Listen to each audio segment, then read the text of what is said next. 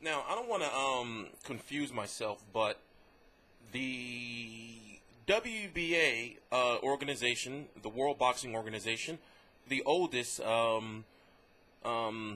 boxing organization out of the big four, the WBC, the WBO, and the IBF, and of course, what we're talking about, the WBA, is also known right now to be the most inconsistent or confusing.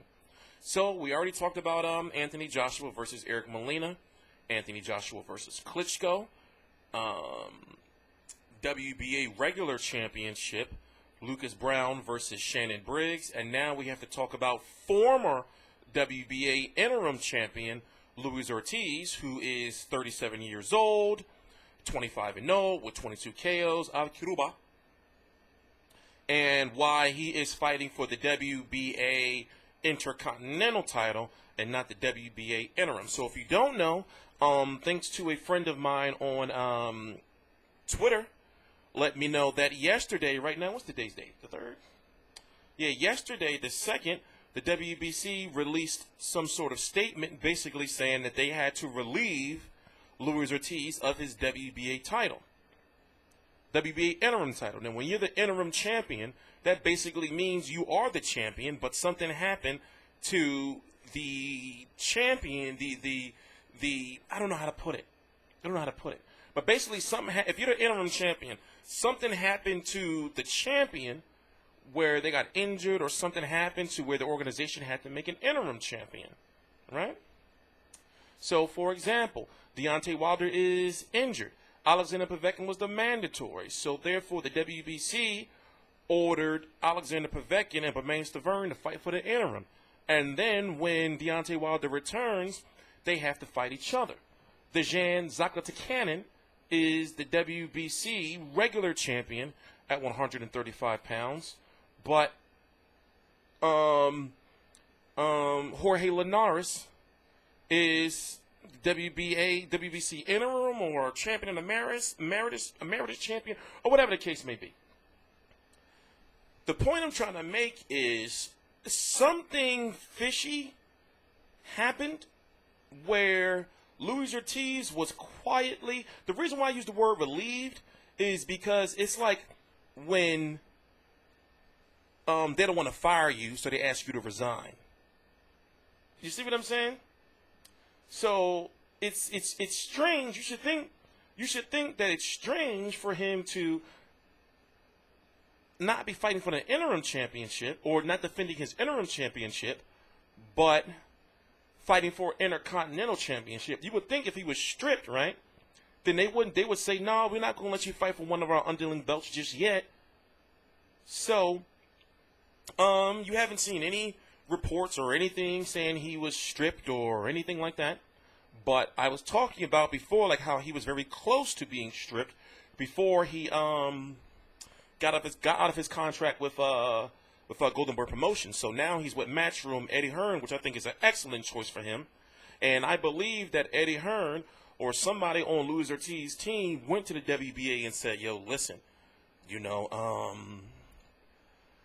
don't strip him, but can we fight for one of those underling type belts and then build ourselves back up? The WBA heavyweight situation is a mess. And like I said earlier, I don't want to get into all the nitty-gritty details like I did in the previous videos on this, but go back and watch my Anthony Joshua versus Eric Molina official video and my Shannon Briggs versus Lucas Brown video, and that'll explain the whole mess of the WBA. So he was supposed to fight Alexander Ustinov. There was a purse bid, and there was supposed to be another purse bid before that, but they finally had a purse bid. And Andrei Radbinsky, the promoter of Alexander Povetkin, who's also the promoter of Ustinov, they didn't want to use VADA. Luis Ortiz wanted to use VADA. By the way, he failed the drug test in the past. He wanted to use VADA, but the WBA wanted to use WADA. And that fight fell apart. So we don't know what's going to happen with Alexander Ustinov. We just don't know yet. But we know that Luis Ortiz is fighting Malik Scott on November the 12th, 2016 in Monte-Carlo. And he's supposed to be fighting again just less than a month later on the Anthony Joshua Eric Molina card. Now, the reason why is because he's on the poster. So if you know how Eddie Hearn works, he'll just throw you on a card. Like if Luis Ortiz makes easy work of Malik Scott, he'll just throw, you know, or you on a card like a month later against like lesser competition just to keep you active. So that's what I see happening. Now, when you look on the other end of the spectrum, when you look at Malik Scott, he's from Philly, by the way. Cool dude, very charismatic, and also you can tell he's like, you know, he's what you call eccentric. I can be eccentric. That means, you know, you have a different view of the world. You like to do different shit. You know, you don't like to be, you know, restricted by boundaries and shit. So, you know, he's 38-2-1 with 13 KOs. He's been fighting for a long time. He did have a break for a long time. When was that? From 2008 to 2012. Now, the problem I have with Malik Scott is, when you look at that Deontay Wilder fight, man,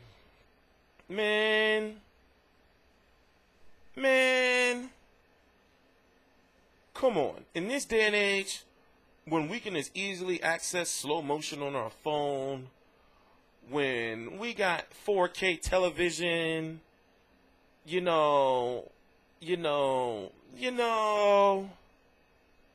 come on, man. That shit looked like it was sold like a motherfucker.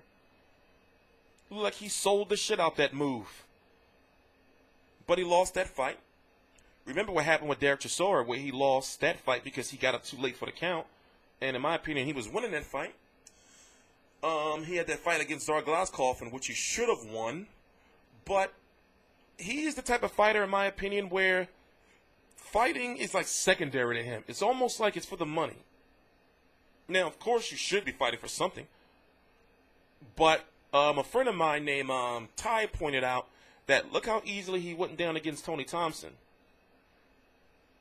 And that was his last fight, by the way. And then before that, who did he fight before that? Yeah, Alex Leope over in Australia. And I remember doing a press conference for the Leope fight, he had this fucking, what was like a red bird, like a burgundy type fucking satin suede blazer or some old shit on, where he said, you know, he was talking about how, like, you know, he's I'm paraphrasing, in it for the money, and that he doesn't want to be all old and all fucked up, and quote unquote, he just wants to sell cigars and have sex with beautiful women. So I really question what Malik Scott is in this business for. But guess what? He can fight. Malik Scott has the skills to be one of the best heavyweights out there, if not the best. I'm sorry. He's got skills. He's got the height. He's got the reach. You know, he's got the punch variety. He's got the movement, and he's in shape. You can say, okay, with the 13 knockouts, you know, the punching power may not be there, but it's just that he doesn't. It's just that it's like a hobby that he gets paid for to me. That's what it seems like. It's a hobby that he gets paid for. Luis Ortiz ain't no joke. Luis Ortiz ain't no joke. Now, granted, you can say Luis Ortiz hasn't really fought anybody. You know, when you look at Tony Thompson, okay, yeah. It was supposed to be Alexander Dimitrenko, but they got Tony Thompson as a late replacement. Tony Thompson only got that fight because he just was a name that fought Klitschko, you know, David Price, Malik Scott, and such. Then he fought Brian Jennings in a fight where literally Brian Jennings said himself, you know, he just was in a different class. He just was in a different class. But one thing I didn't like about BY or Brian Jennings is that he was trying to fight Luis Ortiz on the inside. Luis Ortiz can fight from the outside. He can box from the outside, but he's a guy you don't want to be on the inside with. And then if you look at it, you know, Latif Keoti, that's the fight where he failed the drug test, but also Latif Keoti was a Latif Keoti is a cruiserweight. So when you look down the list, he hasn't really fought anybody, but you know, you can see that those skills are there. Now, people say, you know, well, why is he not fighting Anthony Joshua? You have to think like these promoters think. You have to think like they think. These promoters are not going to just sign up a Luis Ortiz and say, wow, we're going to sign up this big name boxer, not financially big name, but a big name among us hardcores. You're not going to just sign him up and put him in there, you know, with an Anthony Joshua yet. You're going to build Anthony Joshua up a whole lot more, as much as you can, and you're going to be building Luis Ortiz up as much as you can as well. And then hopefully in the future, that'll be a super fight. I'm saying like 2018.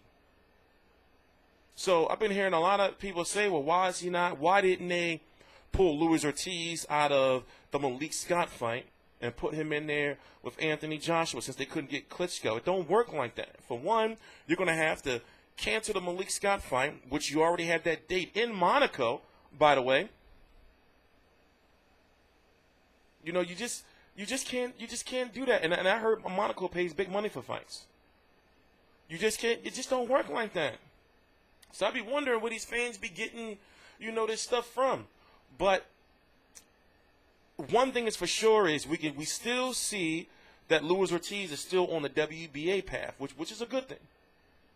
You know, he may not be the interim champion, which means that he was, you know, going to be a mandatory, but I did want to see him fight Alexander Ustinov, but at the same time, I'm happy that he's with Eddie Hearn Matchroom. And that's why I feel that Ustinov fight fell apart. And they went to the WBA and did some maneuvering or some finessing and said, don't strip him, you know, and if you can please try not to word it that you stripped him, you know. It's something shady that went down. Something shady that went down. But, you know, Luis Ortiz is good. It's a shame. I want to pick Malik Scott, you know, especially since I'm from Philly. And he's a cool dude, but I got Luis Ortiz. I just can't depend on Malik Scott. I just can't. He has the skills, but I just can't depend on him mentally. I can't, man. Can't. I want to, but I can't. So I really hope, you know, that he really comes out. And how old is Malik Scott? I really hope that he comes out. What is he adding? 36. Just turned 36. I really hope that he comes out, you know, like to win, you know, and not just collect a check. You know, just box. He's got the height. You know, he's like maybe an inch, you know, or about, you know, a little bit taller than Luis Ortiz. You know, but Luis Ortiz is the Cuban school. And he's got that punching power. Luis Ortiz will beat you the fuck up. Simple as that. But anyway, I'm TstreeT Controversy. This is TstreeT Controversy Live. Yes, my microphone is finally working. I got a supercomputer.